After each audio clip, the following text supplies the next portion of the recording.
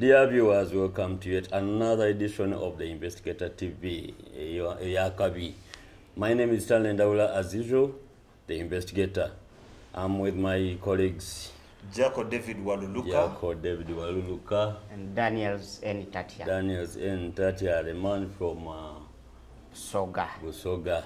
You are most welcome, our viewers and readers on the other platform of our online news publication, The Investigator, the old one. We are celebrating 10 years in next door in March. So tonight we are here. We're going to discuss. It is called a Melange, News Melange, which Melange means Katogo. What do you mean? But this is it is Katogo. We are going to Katogo for news roundup. What do we expect, Jako Waluluka, in this News Melange? Yes, in the News episode. Melange, we are expecting a hot off-the-press exclusive about the debacle in KCCA and the new taxi park, where the Minister of Kampala, Mr. Kavanda, has dipped her fingers into the management of the taxi park. New taxi park. We shall also be talking about the nitty-gritty about how Honorable Alan Sewanyana and the one and only Mr. Update Segirinya left Luzira prisons. We also have another update on the MTN Marathon. Who ate the para runners' money and where exactly is it?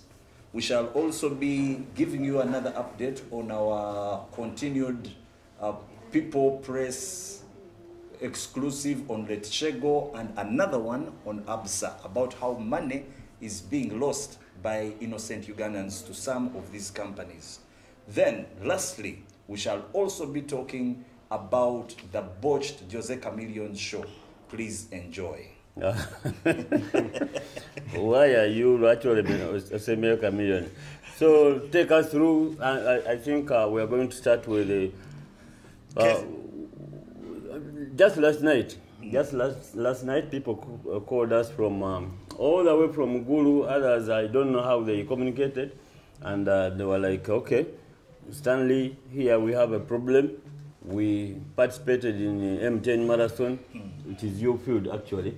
Yeah, M10 sure. Marathon, and up to now, we won our prizes and whatever, but we have not been paid. It is now coming to 3 months. Then we put up that post because I did a few consultations here and there, and they told me, oh yes, they have not been paid, and others were justifying it, that it takes some time for such money to be paid. But me, I felt like M10 or whoever is responsible should actually communicate. You know, communication is key in almost everything, be it in the families. You don't communicate, things can go berserk. So what do you think is the problem? Because people are there crying. Someone said, there is a lady who said, they simply posed with photos, with us in photos and saturated them. Batukozesa mawulire bo ne batambulamu and something like that. Well, thank you. Ngomuntu ndowoza, as someone who has done some research on the same, there is, like you said, these people have failed to communicate, and then chetulino focusing on is these people register with their money. They come to compete and are supposed to win. Yes, they do. They do pay money to compete. Yes. And because which are those people? Which are those people? When you say those people, the runners. The runners, all of them, all these professionals. Waliwo categories. Waliwo ba elites. All about Chiproti, Chibanzukulos, because they have all gone through this system, MTN Marathon. So normally, basasulira emirundi egisingana ku mobile money. Oh. Yes, that is when you qualify to be on the list, and then never kuwa ne kit. So that is to say they pay to compete. Oh, okay. But they expect, like the airlines, they expect to earn something from there. Because umuntu waba atuyanye osoobera okola ki okubeera nga agenda kufuna ekinamujjako entuuyo. So for them, they are professionals. Wherever they participate, they expect something to come out of it. Yes, exactly. So last season, that was edition 17, the 17th edition of the M10 Marathon. They were supposed to share around 290 million shillings in prizes. The elites, the corporates, like I said, balina segments. Mulimba elites, mulimba corporates, mulimba wheelchairs. Subira bebe banafu abakoze eki aba complainers. Yes, ekituufu tebanafuna sente zaabwe. They are right to complain. Era MTN ndowooza ssaawa eno yalibadde nga yabagamba dda lwaki tekola ki tennabasasula. From last year, November, it was the marathon was around 20th and 21st. Aba wheelchair be basooka. So olabirira nti baba wabyo yabyanswa. Yet exactly baba wanga ne checks. Damage checks. Yes, baba wangudde nogenda ku podium bakwasa ekintu nti you have won 5 million, you have won 10 million. So Yebayise ebifaananyi. Yeah, yebifaananyi. Posing for photos. Yeah. Posing with photos nga balaba executives from MTN baba wa sente. Kati zendowooza batuufu era around this time MTN yalibadde evuddeyo ebagambe nti bannaffe tetunnabasasula olw'ensonga bwe. So I think MTN bannaffe mwetereze bannaffe abo they are right to complain. Yensonga lwaki the MTN marathon is losing steam, is losing gas. That's what I hear. But again, I hear it is M10 marathon, but it is being handled by a federation. Is it athletics kind of Uganda federation? We have a body that runs, that organizes athletics events in Uganda, but it Uganda Athletics Federation. Ngekolirwa Muganda waffe Dennis Otuchet. So MTN delegating endowooza emirimu. Bino bintu byonna bigenda ku. I understand Bagama Mbunombu they delegated that, but again, investigator, for some reasons we have not had any good story about sports administration in Uganda. So tulowooza nti mujja kwesootinga kubanga babakwasa sente mugende mu maaso musasule abantu oba temunnasasula. Please explain, communicate. Communication is key. Yes, and thank you very much, Mr. Tata Daniels, the one and only. That has been about the MTN marathon. We can also talk about, there was an incident where two police officers in plain clothes were seen roughing up a gentleman who looked exactly like the former speaker. Speaker and Vice President, Mr. Honorable Sekanda look alike. Mr. Standing down. Deus Nero Mshana, this detective constables, Baba Debali attached to police ye katwe. Chebakola techali olina jaimundu gwe gulawo wasicho I can even shoot you, you know, even when you are armed, even a word I can shoot you, it carries a lot of weight. Somebody akuwabira because you have a gun. Naye these are police officers nemune namujjako emundu naye nawagimuwa kakati katuulira eno gonde omugonde yali aba leader waabwe Kakai I think Mchala. Don't I mean you are a detective. By the time you are a detective in police, oba byebintu oba osome psychology babikuyigiriza bulungi. How do you threaten somebody without using tough kind of words? Nera kati sekandi naye yali musajja nnyo yali musajja nnyo yamugamba gwe ekijja kijja oba shootinga naye nze sigenda kugulawo. I have directives not to open the gates. So naye twawulidde muganda waffe munywanyi Fred Enanga yagambye nti baba suspendings, can you imagine? They were suspended. So kyekyo kitabudde nnyo Uganda okuba nti batwalira amateeka mu ngalo nti suspension yalaba kiri a bit light. Naye kati muyina barracks zammwe ensambi gye musibira abantu. They have been sentenced to over 3 months imprisonment there. Ne bwe muba temubasibye mfe naye mutuwa ebintu ebizzaamu essuubi. Tulaba ebintu criminality egenda ekula bwetu. Nalabye emmotoka gye bajjako ennamba bwe bati nga mabega waliyo nnamba ndala. Naye kakati onaatandika otya okunenya bannayuganda nga ne Gonde deputy IGP ebiseera ebyo yali muzeeyi nga Kayihura yakavaako. Bwe yali ajja mu gundi for vetting mu parliament yajjira mu mmotoka nga nnamba zaayo ndala. Naye emmotoka yali badde n'ennamba naye nga kuliko nnamba ndala bw'okebera mu registry mu URA. So kakati mwe mutuyigiriza ennyonyi ento enkulu yeyigiriza ki? Mwe muyigiriza abantu bano obubbi era neewuunya ensi eno egenda kukwatibwa etya omuntu anaddira mu bigere bya Museveni simanyi na kumanya.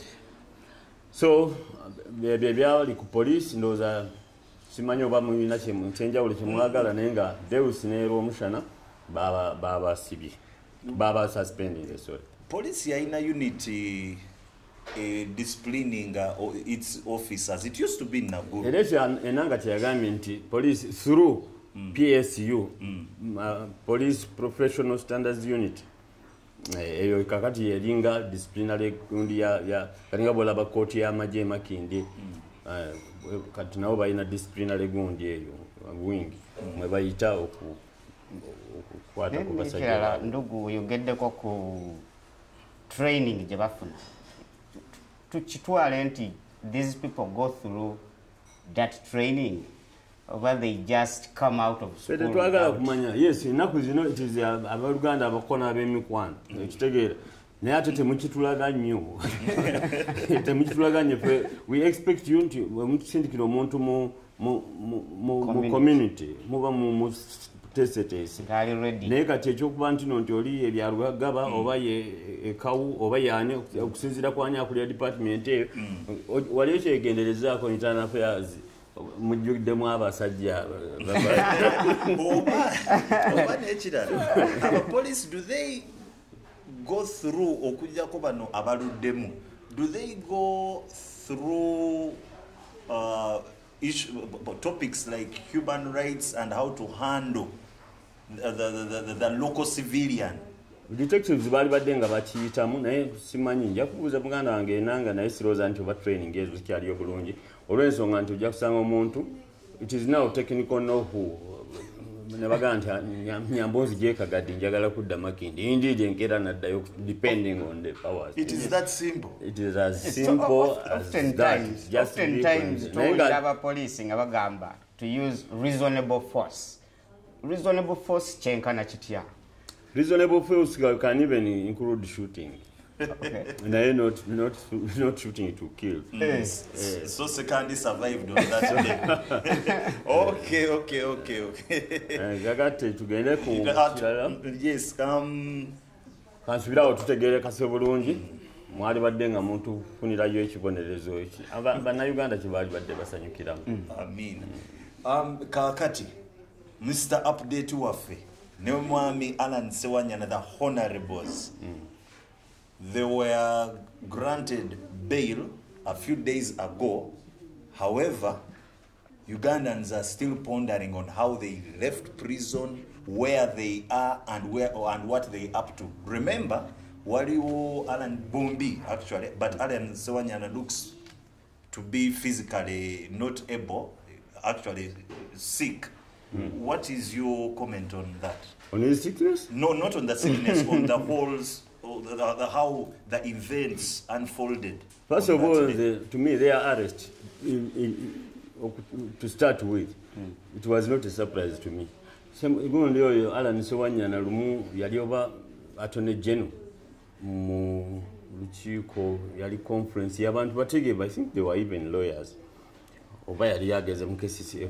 I don't remember. I don't want to be on record for that, but I remember seeing him jumping over tables to reach out to, was it Attorney General Chiddo or something like that. Namujake gundi yali presenting ila kunajiuza. So that is the type of what? Kati nabo oba kiri political oba bachimu party seko ne bafuna omuntu omutuufu okukikola ki. Kuba omuntu abuuka mu lukiko abantu abategeevu n'ogenda ng'omuntu awaki not speech n'omujjako speech n'ogiyuza. Kakati lwaki nze mpaka nanti tosobola kukwata kijambya oba kuwagira bakutte kijambya nkola kutema. Kakati n'otunuulira Segirinya naye erabye ebintu bye bimu yeetikkanga nga ne bumwe embizi agyetikka agitwale ku parliament. Agamba characters bwe banga balonda abantu abagenda okuactinga nga abatemi b'ebijambiya balonda abantu abaki abatuufu. Naye kyamukisa mu bintu twogera ku bantu ate abantu bebassaamu obuki obwesiga okubakiikirira abatali bantu 1,000-1,200 abantu abawerako. So they are honorable members kyabadde kibi okuba nti bamaze ebbanga eyo yonna mwaka mulamba n'emyezi egyo mukomera olwa ego yabasibya. First of all bwe banga bakibateekako buteesi waliwo engeri eyo okukola ki omuye omuntu ayinza okuwayiriza ekintu naye nekikufiitingamu sala amagezi okulaba ngeri yokikola ki yokivaamu. Ennaku ezo twalaba awekitiibwa Abed Bwanika nga bagamba bino ebintu biri political bayinza okuba nga tebalina musango tukiyingiremu tugende wa jjajja mwami tukole kibamuvuma bizibu naye nga nze sinza kugamba nti kooti yatadde gundi no jjajja mwami yakkiriza abantu bano bakole ki bateebwe. Tegeera oluvannyuma lw'abantu okukikwata politically abantu tebatamanyi twetubeera wano ku social media netulekaana netukola biki naye bintu bingi nnyo ebikuukinga down there bingi nnyo ebigenda mu maaso okuba nti nti gwogenda n'okera ku makya n'olaba enangawo eneyaza gundi spokesperson oba kulaije oba ono omwami wamwe yagamba nti Museveni yatta ne banda yani atukulira actually wa IT Dr. bali omunsi najja n'ayogera mwene muwetikka ye nenga wabawa nkiiko nnyingi walibawo ebintu bingi ebiyitiddwamu ye ajja ayogere ki eri abantu. So waliwo ebintu bingi ebyayitiddwamu but byonna nga jjajja mwami alina okukkiriza akole ki kyoba olaba nti nti kooti olwatuuse no objection ng'alinga agikasukale n'obukasita abeewo oyo DPP otegeera. Mukulu Ndawula oyogedde nnyo ku jjajja mwami okutuuka nti simwogeddeko nga miyengo bweyayogera ku jjajja mukyala naye nonzijjukiza emabegakaawo omukulu simanyi oba akyali wa DP oba yavaayo naye kati sawa ya leero wetwogerera ye minisita wa Justice and Constitutional Affairs mukulu Norbert Mao ekiki president wa DP sisuubira yayogerako kaawo yayogera ne jjajja mwami muloza asaze ddiiro yayogerakaawo ku nteesaganyizo ne jjajja mwami balyoke batta abantu bano tulowooze nti ebyava mu kuteesa okwo bye byatadde abakulu bano ababiri. DP Mao wa DP bano no simanyi wa principal yamaze n'akola statement about the release mwe ababeera ku gundi abadde tannaba akyerowooza naye ndowooza bye byonna eyo communication omanyi even silence is a lot of communication to some of us the investigators tuba tumanyi nti omuntu asazeewo okusirika olw'ensonga ABCD naye njagala okukozesa omukutu guno okwebaza jjajja mwami nti weebale okuddiramu abazzukulu. Muyogayoge Alan Sewanyana ne Mr. Update Segirinya. Kakati tugende ku kinyusa ekyo kya KCCA ne omuli New Taxi Park kubanga ye running ne managing New Taxi Park. However, tuina information ntino Minister Minsa Kabanda wa Kampala recently yakyusa akakiiko akaina okuddukanya New Taxi Park n'akajjuzaamu ab'emikwano n'abooluganda. Mr. Ndawula era leero gwayina emboozi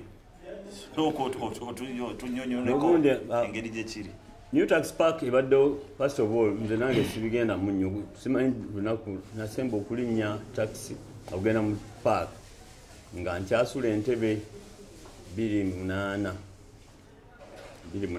nali nkyasula entebe ng'olumu nkozesa taxi ebiseera byali bizibu nnyo nga ka transport 10 batwalira 10 entebe. So new tax park bangamba nti tebadde na bukulembeze okumala emyaka 10 okutegeereka nga kuliko bannakigwanyizi abaawamba ebiseera ebyo kakati nga bwe baliko nyene wabaawo ebintu bingi ebyajjawo. Actually new tax park, this story is just a developing story. It is going to be a full program here. We are bringing it also on the investigator publications. It is a huge story. Neku byonna kikulaga ku kiddayo eri nekikulaga nti lwaki Museveni aluzinga support mu Kampala. Mulimu omwo emyoga jukira buli sako yawe obukadde 3 naye bano babwegabiranga omuntu omu n'atwala gundi omuntu omu nga memba ku bukiiko ku sako 5 era nga afuna sente. Waliwo kugamba mivuyo mingi nnyo mu myoga, waliwo obuvuyo bungi nnyo mu leadership. Ennaku ezibalonda leadership ya Kampala, new tax park Kampala, ne babasooka ne bagamba emyaka gino gyonna tufugiddwa abantu abatali balonde be bakoze omuvuyo gino gyonna, so tulonde. Ne bagenzaako through RCC ne balonda akakiiko akali legit and bona fide ne kanjulwa mu KCC luddawa naye nkulaga nti Minsi Kabanda minisita wamu ne baminisita balimu Museveni na minisita kakati n'abayiweeri akolaganye n'oyo deputy executive director wa gundi Luyimbazi David Engineer bakola era Salimu Uhuru munafuna obudde mujja mu interview nga yali against state nga bazzawo akakiiko akafu akali fake ne bakwata bano abe balonda then ne babakwata ne babateeka mu kkomera.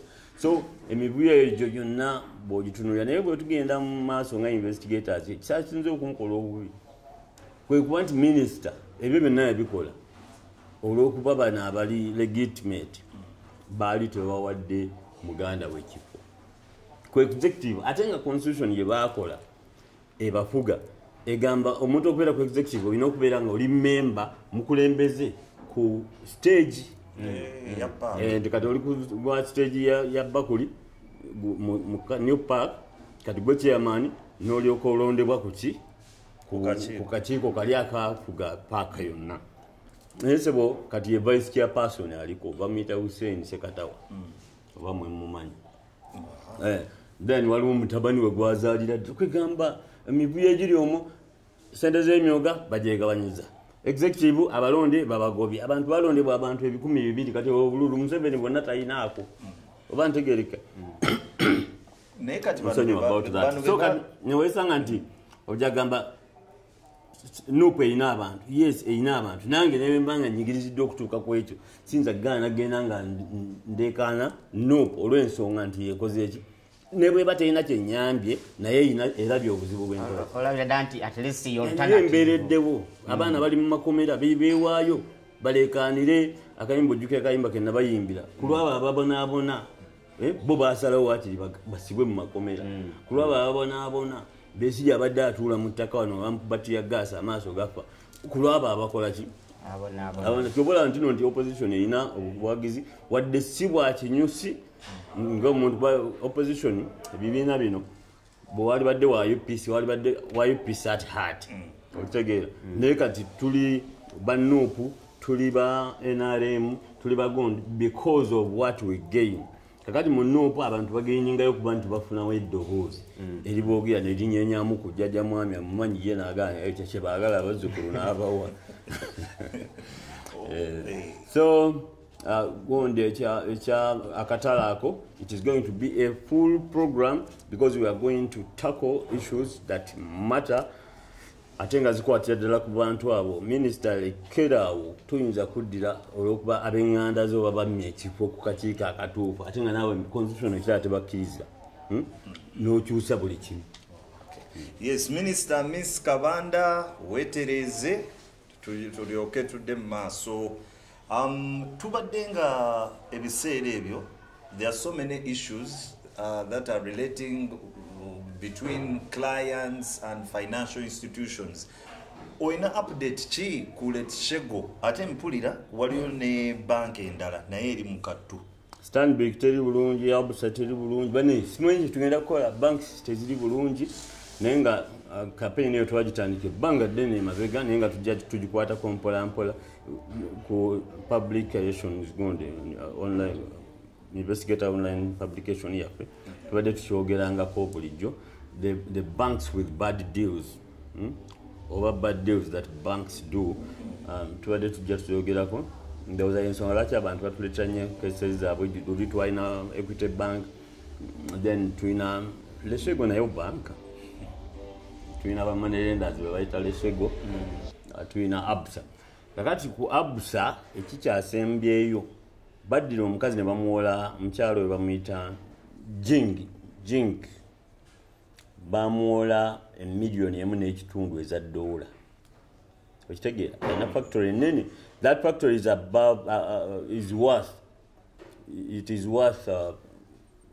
$12 million nene so ne bamuwa sente naye n'agenda mu maaso n'okusasula n'alemererwa nga bwomanyi banks bwe zikubala obulungi teri muntu gwe babala aba banka n'osigala nga ojja basasula emyezi gyo nga 5-6 awo ebintu bikucyankalaneko balina engeri gye bakubalamu nga gwomanyi wakasasula $6,000,000 tugeze ne bagavumenti ye wakasasula $6,000 naye akati obanjibwa 82 ate nga principal tonagikola ki tonagikwata kati omukyalo we bambi bwe buzibu bwe yatuukako lawyers abategerekeka moroba abategerekeka mu kibuga wano bwengamba abategerekeka baba betusaamu ekitiibwa ne bagenda mu maaso ne bahandlinga case eyo nga baagala okulikabalinga kati so ne babawa that loan balikabalinga eki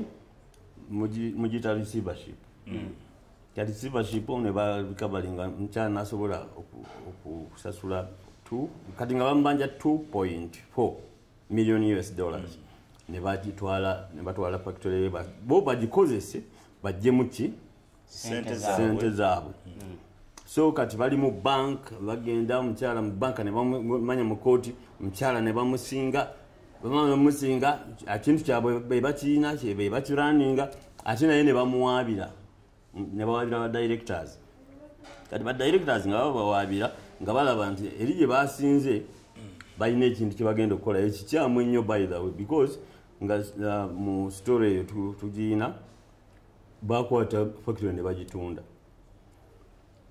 naye emyaka gino gyonna 12 gye bagiraninze tebalina accountability balina accountability at only $200 million or something dollars no Uganda shillings ya accountability eyo kaje wakola ki gye balina naye nga kikwewunyisa tebalina accountability gondi bagitunze ate ne ba directors babawaabira bategeera baagala ng'abantu kati omusango ogwo omukyala yagusinze naye ate ba lawyers bamuwema ne bawandiika kati baagala accountability eya sente ezo gye babadde bakola mu factory okumala ebbanga lino lyonna so it is a very big story naye ate nga Absa eyina ebintu bingi eyina stories nyingi nnyo then ne tulina Stanbic mwagirabye bo babakuba nayo $1.5 bazijja ku account yaki naye tebasobola kujja sente ku account ya muntu nga tolina internal gundi eyo arrangement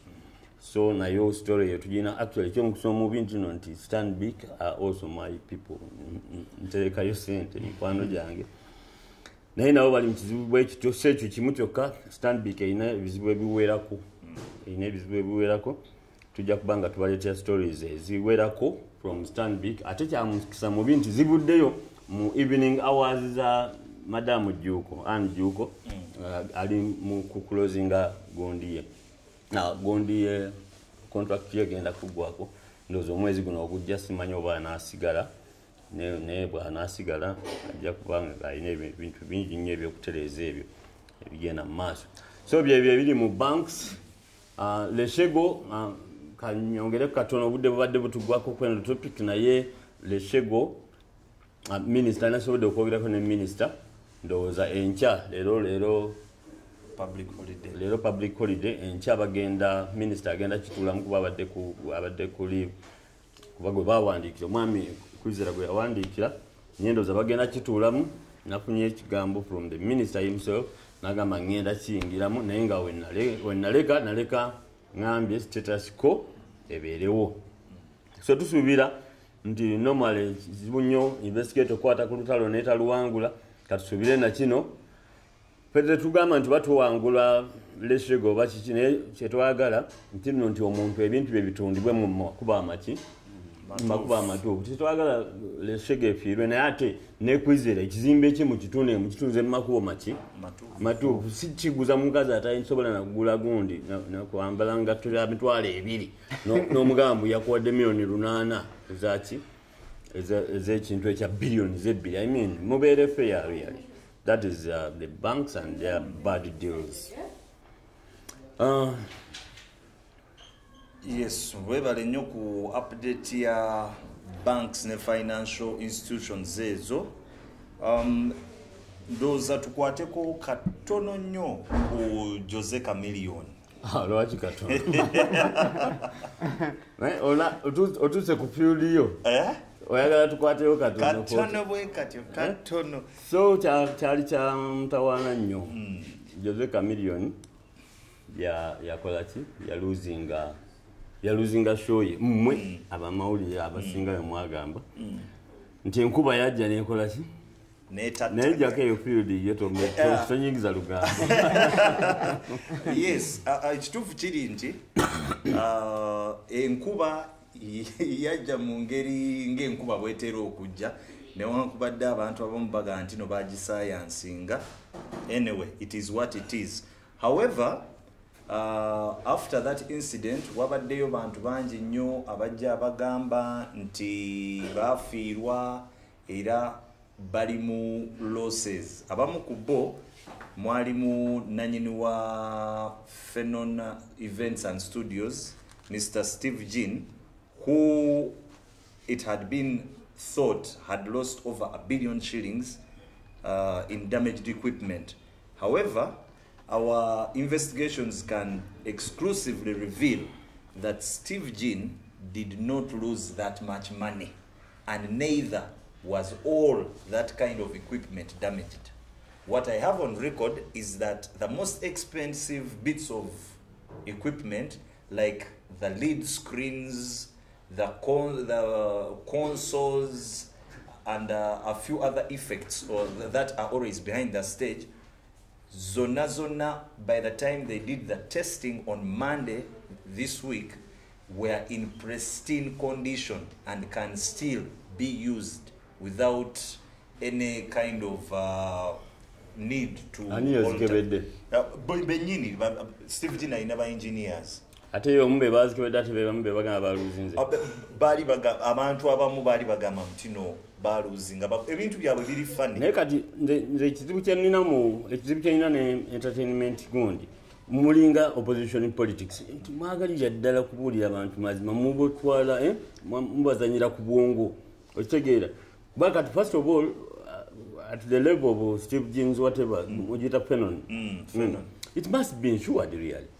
Awunze siraba abantu abasinga obungi bennumirwa kubanga natenange field eyo njibeera munene bwe saali gibeddemu beba abali bagenze okutunda enkoko vendors abali bagenze okutunda nyama bwaba abali bagenze babasasula abantu abo okitegeera oyinza n'okwesanga Chameleon enkuba we yatonyera nga yali mu milioni zenga 2-3 okitegeera kwa twamulabe kwa Katikiro yewe Katikiro avaako sente naye eno gye yagende wa Manelen wa Madam Anita Monge speaker oyo ye kyemanyi yavaayo neke yavaayo nagenda mu MK nagende wa Madam Nabanja. So I think yafunayo kye yafunayo naye nze ndowooza nti bino ebintu bya Steve Jean bwabanga teyabinshuwalinga omanyi waliwo obulwadde bwolwala n'otya okwogera nga bonna boogera bajja gamba labwono okitegeera kakati negundi ne bino okufiirwa kati Steve Jean bw'aba naganda yafiirwa billion mu bintu ebyo kuya buntu baga nti okay naye nyinyi talina bwongo bubeera mu insurance kubanga that is a cause known bino bitogerako ebyenkuba ebya science tosobola biwakanya tosobola kubiyingira mu insurance kubanga obwo magezi gaffe gakuyiiya naye nakyo saagala okibuse maaso omuganda wange enkuba yava bugoloobi yava ku nnyanja erirejja nekola omulimu gumu gwakusuula stage not even the vendors nti nti emidaala gyabwe gyagwa yali yakusuula stage yebyuma so oyinza ogamba munkanike kakati oli bw'ategamba nti science yalimu ekyo tukigaana bano abagamba mbusimanyi waliwo eddogo lya simanyi abaki abagundi of course nga investigator tusinza kuddawo ntimya ddogo musimanyi wa boda gwe yakuba naye ate nga abantu naddala nze amanyi nti nno nti waliyo empewo gyeziri nzikiriza ate nga ndi mutabani wa Canon nenzikiriza nti nekyatezaawo gundi ekirebeezaawo Katonda kubanga sitaani w'amaanyi mukulu jjako olina bwe wawandiikako ku mukutu gwaffe gwa investigator n'ogamba nti omusajja akoze buli kimu so ya defendinga from the word go paka ku lunaku olwo n'ogamba nti kati ebisigadde bya Katonda oba neeyita bulungi oba nedda naye the law salon ku bo ng'abategesi nze yali aguze tiketi yange kati olwo feeti yange eriki kibatagwako waliwo sobi okunziriza sente tugenda kuwunzikira ndooza kweyo ya Chameleon naye nga ku kya Chameleon ekintu kyenkuba ekintu kyabasayansi temukizanyira mu first of all omuntu akyogedde aba akuwadde ensonga ti naye njagala kubuulira mwali badde abayimbi ba artists mwali badde mubanga mwagala simanyi ku setting records mwali badde mupa ku record ya Spice Diana akafaako mwali kesu bakayita batya cricket over otherwise mukyalaba enkuba nnyingi ez'engeri bwemala mwagala okubeera n'emirembe beera n'ekintu kyokkiririzaamu kyowuliriramu kyekyo naye cricket eyo mbugirekere Diana Spice Diana banwaji abakola likodi zaabwe muzireke zibeerewo naye gino ezagundi ezaganaika ngende wali kubanga ndi legend munayo oyinza okusanga enkuba eyo tujja gikola nnyo emirundi mingi nga tumaze okulengera ebijja mu maaso n'obugambo obwo tubadde the investigator team tubadde Melange news Melange the Katogo nga nze njanjudde olwayo Stanley Ndawula tubeera programu eno ebeera mu kintabuli lulimi Luganda ne tatanatuteeramu ku Lusoga tujja kubasaba okusubscribinga twabagamba tugenda kubeera nga tucelebratinga emyaka gyaffe 10 weddu tujja kusaba nyiga akapeesa kaga subscribe tutuuke ku matikkira ku anniversary yaffe nga tulinako abawagizi abawera subscribers betunajulira ate ebintu ebingi byetugenda okubeera nabyo era tujja kusaba esimu kweziri awo mutuwe ku magezi kubanga bintu ebisinga obungi tuyinza ogaa nti tetubeeranga na TV tetujja kukisobola kino no tujja bisobola kubanga era ffe bamu ababiwandiika ffe bamu abajjobye babuuliranga naye mutuwe ku magezi biki bye tulina okubabuulira nebye tutalina babuulira ffe tujja kubeerawo investigator yammwe ate era yaffe n'obugambo obwo Mukama abeere nammwe.